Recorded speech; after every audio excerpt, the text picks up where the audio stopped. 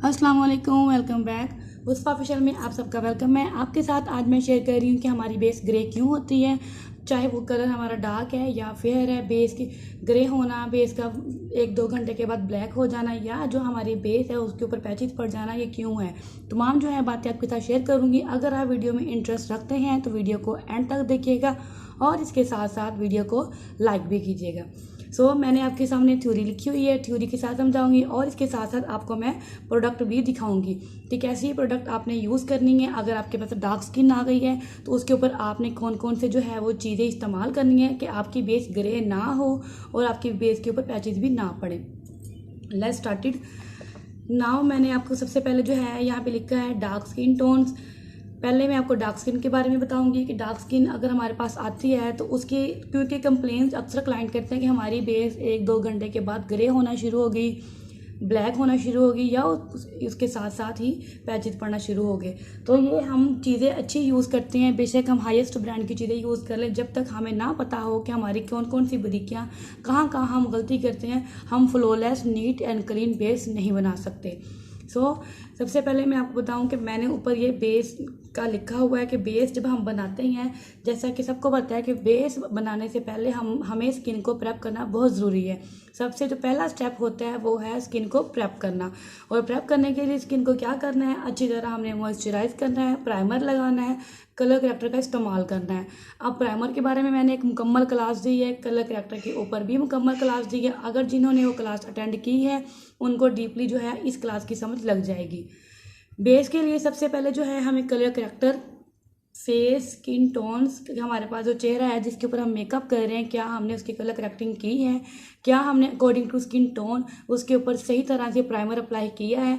अगर हमने स्किन अपनी अच्छी तरह से प्रेप की है तो हम दोबारा उसके ऊपर जब बेस बनाएंगे तो हमारी ये जो ग्रे और जो ब्लैक कंप्लेंट्स है कि हमारी जो बेस है ग्रे हो जाती है, ब्लैक हो जाती है, ये कंप्लेंट जो है हमारी नहीं होगी। सबसे जो पहला स्टेप है, बेस ग्रे और ब्लैक होने की मेजर 2 गलतियां हैं। पहली गलती ये कि हम कलर करेक्टर का इस्तेमाल बिल्कुल भी नहीं करते हैं। हम क्या करते हैं, हमारे पास जो है वो डल्स कलर आया, हमने जो है वो डार्क शेड उठाई, हमने बेस अप्लाई की और चलो जी हमारी बेस रेडी। ऐसा हरगिज़ नहीं करना। जो मेजर गलती होती है वो ये कि हम कलर करेक्टर का इस्तेमाल नहीं करते हैं। हमारे पास स्किन है, कहीं कहीं से आंखों के नीचे डार्क सर्कल पड़े होते हैं, उसके अलावा चिन का एरिया या नोज़ के इर्द गिर्द जो है हमारी अक्सर स्किन डल होती है। तो अनइवन स्किन को पहले हमने कलर करेक्टर के साथ बैलेंस करना होता है, उसके बाद जो है हमारी बेस जो है देन हम सेलेक्ट करते हैं कि हमने इसके ऊपर कौन सा शेड लगाना है। सबसे मेजर जो मैंने आपको गलती बताई है हमारे बेस ग्रे होने की। आपके पास अगर कोई स्किन या क्लाइंट आता है, आपने ये देखना है कि हम जो उसके ऊपर बेस लगा रहे हैं, फेस पहले हमने नीट एंड क्लीन कर लें, प्राइमर लगाएं, उसके बाद कलर करेक्टर का इस्तेमाल करें। कलर करेक्टर को आपने किस तरीके से यूज़ करना है आपको मैं बता रही हूँ कि क्लास मैंने दी, वो आप जाके ले सकते हैं। देन हमने बेस का इस्तेमाल करना है। बेस के 3 मेजर स्टेप होते हैं, एक colour correcting, then stick base, liquid base and powder. इन 4 स्टेप के साथ आपकी जो है बेस बहुत अच्छी बनती है। अगर आपने ये चारों स्टेप अच्छे की हैं, आपकी base flawless, neat and clean ही बनेगी। आगे हम जो है डिस्कस करते हैं डार्क स्किन। डार्क स्किन जिनकी होती है उनकी बेस ग्रे क्यों होती है। डार्क स्किन जिनकी होती है, सबसे पहले आपको ये पता होना चाहिए कि हमने जो कैमोफ्लेज करना होता है, कलर करेक्टिंग करनी होती है, वो हम जो स्टिक अप्लाई करते हैं हम कौन सी लें। बहुत सारे जो हैं बच्चियाँ ये करते हैं कि उनके पास 1-2 शेड्स होते हैं, चाहे उनके पास जो है वो डार्क स्किन आ रही है या फेयर आ रही है, वो उन स्किन के ऊपर जो है उन स्टिक का इस्तेमाल करते हैं। मैंने यहाँ पे लिखा है कि पेंट जो स्टिक है, टीवी पेंट स्टिक, चाहे आप किसी भी ब्रांड की यूज़ कर रहे हैं, FS45 जो आपको पता है कि थोड़ा फेयर कलर के लिए इस्तेमाल होती है, FS38, FS36। अब ये जो हमारे पास 3 नंबर है, ये मैंने तीनों क्यों लिखे हैं। अब आपके माइंड में क्वेश्चन आएगा कि 45 तो फेयर के लिए यहाँ पे क्यों लिखी हुई है। 45 फेयर के लिए है, लेकिन अगर किसी के पास 45 है, 38 है, लेकिन उनके पास ज़्यादा ही डार्क शेड आ गई है, तो वो 45 और 38 को मिक्स करके भी अप्लाई कर सकते हैं। तो इसलिए ये मेजर इशू नहीं है कि हम डार्क स्किन आ गई है तो उसके ऊपर जो है हम ये 45 शेड क्यों अप्लाई करें। ग्रे बेस जो होती है वो मेजर मिस्टेक ये होती है, आपने जो है, जो भी आपने देखा है कि हमारे पास डार्क कलर आया है, डार्क स्किन है, हम उसके ऊपर डार्क डार्क डार्क अप्लाई कर रहे हैं। टीवी पेंट स्टिक भी डार्क यूज़ कर रहे हैं, लिक्विड बेस भी डार्क जो हम फिक्सर पाउडर का इस्तेमाल करते हैं, या आप अगर कुछ भी लूज़ पाउडर यूज़ करते हैं, या आपको जो है वो कम्पैक्ट पाउडर अच्छा लगता है वो यूज़ करते हैं, आप वो भी जो है डार्क में यूज़ करते हैं। इसलिए आपकी बेस जो है वो ग्रे या ब्लैक होना शुरू हो जाती है। आप बेस बनाने का एक फार्मूला होता है जो आपने समझना है। वो क्या फार्मूला है? अगर आपने जो है कैमाफ्लॉज टीवी पेंट स्टिक जो है आपने इन तीनों में से कोई एक नंबर चूज़ किया है, तो आपने जो नेक्स्ट स्टेप आपने जो उठाना है, नेक्स्ट स्टेप में चाहे आप लिक्विड बेस के यूज़र हैं या पैनकेक इस्तेमाल करना आपको पसंद है, तो आपने ये देखना है कि जो हम नेक्स्ट जो बेस अप्लाई कर रहे हैं वो हमारी स्किन टोन से एक लेवल ऊपर हो। ऐसा नहीं करना कि अगर हम टीवी पेंट स्टिक 38 अप्लाई कर रहे हैं तो हम जो है लिक्विड बेस भी 38 उठाएं और फिक्सर भी 38 उठाएं। यही में हमारी मेन गलतियां होती हैं जो हमारी बेस को ग्रे की तरफ लेकर जाती है।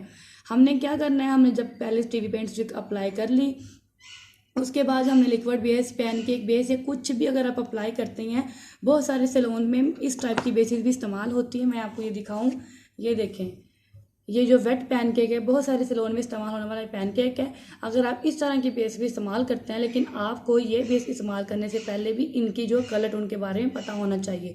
अगर आप जो है FS 45, 38, 36 के साथ काम कर रहे हैं, इसके ऊपर जो आपने बेस अप्लाई करनी है वो थोड़ी फेयर में हो, ना ज़्यादा वो डल में हो। सेम शेड अगर आप तीनों चीज़ें अप्लाई करती हैं तो आपके जो है बेस वो ग्रे बनना शुरू हो जाती हैं। सो आपने क्या करना है, आपने जो नेक्स्ट बेस उठानी है उसका या तो नेचुरल नंबर हो, या आलमोंड हो, या बेज हो। आप इन तीनों में से कोई भी जो है वो शेड उठाएं और अपने फेस के ऊपर अप्लाई करें। कभी भी आपकी बेस जो है इन शेड के साथ ग्रे नहीं होगी। जो देन उसके बाद जो हमारा थर्ड स्टेप है, मोस्ट कॉमन स्टेप, जो हमारी बेस में बहुत बड़ा जो है अहमियत का किरदार अदा करता है। इसके बगैर बेस हमारी कभी भी फ्लॉलेस, नीट एंड क्लीन नहीं बनती। अगर हम ये चीज़ यूज़ नहीं करते देन हमारी बेस के जो है ग्रे होने के, ब्लैक होने के चांसेस ज़्यादा होते हैं। तीसरा स्टेप कौन सा है? फिक्सर, जिसको हम फिक्सर बोलते हैं। लूज पाउडर, कम्पैक्ट पाउडर, आप कुछ भी यूज़ करते हैं या आपके पास अगर कोई भी अवेलेबल है, आपने ये नहीं देखना कि हमारे पास इस टाइम अगर मेरे पास करेरोन का पाउडर अवेलेबल है तो आपके पास नहीं है तो आप बेस नहीं बना सकते। ऐसा नहीं है। मेरा आपके साथ छोटी छोटी टिप्स शेयर करने का मकसद सिर्फ यही होता है कि आप जो है वो चीज़ के साथ काम करना स्टार्ट करें। कुछ भी अगर आपके पास मौजूद है, सिर्फ आपको काम करना है, छोटी छोटी टेक्निक को इस्तेमाल करें, आप अच्छी बेस बना सकते हैं। आपने जो मोस्ट कॉमन स्टेप है उसका ये ध्यान रखना है कि कभी भी आपने ये गलती नहीं करनी कि अगर आपके पास डार्क स्किन टोन है तो उसके ऊपर आप जो है डार्क जो है पाउडर का इस्तेमाल करें। ऐसा आपने हरगिज़ नहीं करना है। मेरे पास इस time dark shade powder available है, मैं आपको ये दिखा रही हूँ जस्ट इसलिए कि अगर आपके पास डार्क पाउडर है तो आपने उसको कि ये देखें, ये बहुत ज़्यादा डार्क है और ये ब्राउनिश जिनका जो फेस होता है या जो डल स्किन है उनकी स्किन टोन को मैच करता है। तो ये क्वेश्चन है कि क्या हम ब्राउन स्किन के ऊपर ये पाउडर अप्लाई करेंगे? नहीं, ये आपने गलती नहीं करनी, ऐसा बिल्कुल भी नहीं करना। क्योंकि जब हमने फर्स्ट हमने जो कैमोफ्लेज के लिए स्टिक अप्लाई की थी वो हमने अकॉर्डिंग टू स्किन टोन ली है। जब हमने पहला स्टेप लिया स्किन के बराबर, जब हमने बेस को लो करना है तो हमने ये नहीं करना कि हमने जो ये शेड उठाई है वही ये ले। हमने हमेशा फिक्सर पाउडर, लूज या कम्पैक्ट पाउडर एक लेवल ऊपर लेके आना है, एक जो है स्किन टोन से ऊपर नंबर उठाना है। अगर हमारे ब्राउन या गंदमी या डार्क स्किन है तो हमने क्या करना है, नेचुरल पिंक, नेचुरल टिंट या येलो जो लूज पाउडर होता है जो दिखने में भी येलो होता है, हमने वो वाला अप्लाई करना है। हमारी जो बेस है कभी भी डार्क या ब्लैक नहीं होगी, क्योंकि जिनकी स्किन डार्क है उनको ये कंप्लेन होती है कि हमारी बेस जो है वो ब्लैक होगी, एक दो घंटे के बाद हमारी ब्लैक होगी। पता नहीं हमने अच्छी ब्रांड इस्तेमाल की, अच्छी चीज़ें अप्लाई की, क्लाइंट ने क्यों हमें कंप्लेन की। तो क्लाइंट की यही छोटी छोटी जो है जो ये स्किन टोन्स होती है आप नहीं नोट करते और आप डायरेक्ट एक ही बेस के साथ पूरा जो भी आपके पास क्लाइंट होता है उसके ऊपर काम कर रहे होते हैं। यही आपने गलतियाँ जो है अपनी आपने नोट करनी है। आप अच्छा काम कर सकते हैं। अच्छा काम आप छोटे छोटे के साथ कर सकती हैं, ये नहीं कि आप हाईएस्ट ब्रांड की प्रोडक्ट लें देन आप अच्छा काम कर सकते हैं। अब आपके पास फिक्सर नेचुरल पिंक TL11, ये TL11 क्या है, TL9 क्या है, TL6 क्या है, ये मोस्टली जो फेमस ब्रांड है क्रेलॉन उनकी जो है लूज़ पाउडर के नंबर हैं। और अब क्रिस्टाइन भी जो अपने लूज़ पाउडर बना रहा है वो भी अपने जो ये पाउडर के नेम है वो भी ऐसे ही दे रहा है। सो आपने क्या करना है, अगर आप ये अफोर्ड नहीं कर सकते आप इसकी जगह पे क्रेलॉन की जगह पे क्रिस्टाइन का लूज़ पाउडर भी ले सकते हैं, वो भी मैं आपको दिखाती हूँ। Natural pink, TL11, TL9, TL6। अगर आपने डार्क स्किन के ऊपर इन 2 बेसिस के साथ काम किया है या आपने ये स्किन टोन उठाई है तो आप इन तीनों में से कोई भी पाउडर अप्लाई कर सकते हैं। ये नहीं करना, देखें इन पाउडर की जो आपने इस्तेमाल करना है वो ब्राउन नहीं है ना वो ब्लैकिश है। नेचुरल पिंक जो थोड़ा सा फेयर होता है, TL11 कौन सा शेड है, TL11 जो बनाना शेड होती है, TL9 फेयर होती है, TL6 जिसका जो अंडरटोन है वो पिंकिश होती है। ये जो तीनों है ये नेचुरल जो है हमें पिंकिश फॉर्म में जो है पाउडर अवेलेबल होते हैं, आप इनमें से कोई भी ले सकते हैं। क्रेलॉन की इस time price I think 4000 something है इसके पाउडर की प्राइस, तो आपने घबराना नहीं है कि हम इनको नहीं ले सकते। TL11, 9 और 6 लिखने का मकसद ये है कि आप इन तीनों में से कोई भी बाई कर सकते हैं। एक आप पाउडर बाई करके रख लें, आपका वो बहुत लॉन्ग लास्टिंग चलेगा।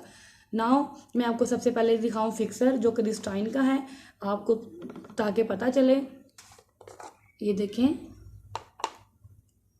ये जो मोस्ट कॉमन यूज़ होने वाला पाउडर, इसका मैं ये कैप उतार दूं,